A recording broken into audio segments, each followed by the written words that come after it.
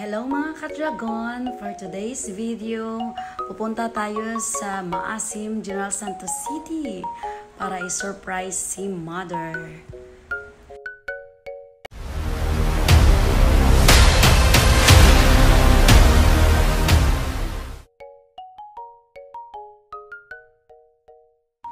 So ayan guys, ang ginawa ko, pinauna ko muna sila. Pinababa ko sila doon mismo sa harapan ng bahay ng kapatid ko. Tapos ako dumaan muna ako sa karinderya to make it sure kung nandoon ba si nanay o wala. So, ayun, wala siya doon. So, kaya naghintay na lang ako sa labas na may susundo sa akin.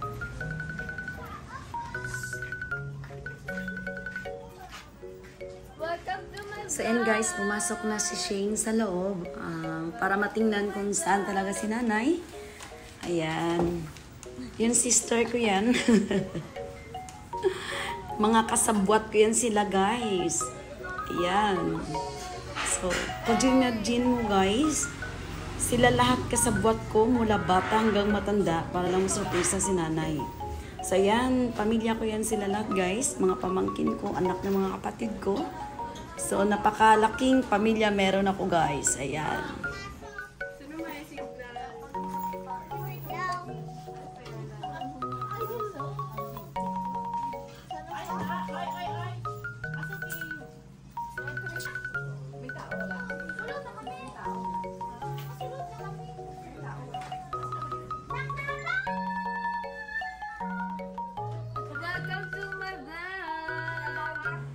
Ayan, napuntahan ni Shane si nanay.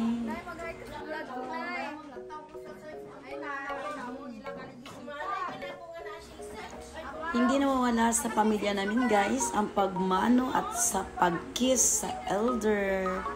So, yan ang kultura ng Pinoy na hindi nawawala sa pamilya namin. Kasi yun ang tinuro sa amin ng aming parents simulang maliit kami. So, nadala namin yan, guys, sa mga anak namin, sa pamangkin at sa apo. Ayan.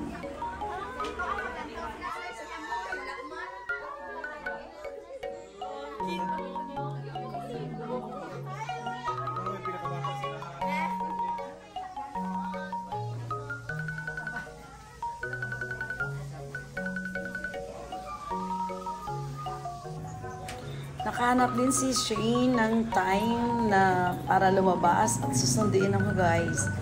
So, ayan. Sinabi ko sa kanya na kailangan si nanay na sa loob. Yan. Titingnan natin kung anong reaction ni nanay kapag nakita ako. Ayan. Surprise naman sa iyan. Binato na naman niya ako for the second time around. Na ganyan ginawa niya sa akin. Nung unang surprise ko sa kanya, guys, that was 2022.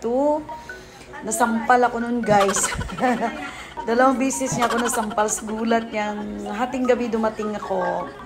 Tapos nagdrama yung kapatid ko, sinabing mayroong naniningil sa kanya. Tapos nang lumabas siya sa bahay, ako nakita niya. So, sampal ang inabot ko that time. Napaiyak siya sa tuwa, guys, kasi sabi niya, hindi niya daw na-expect na darating ako. Kasi talagang malinis yung plano, wala siyang hint na darating kami lahat at isusurprise na siya. Sinabi ko sa kanya na mag-celebrate ako ng birthday with the family sa beach, kaya happy siya.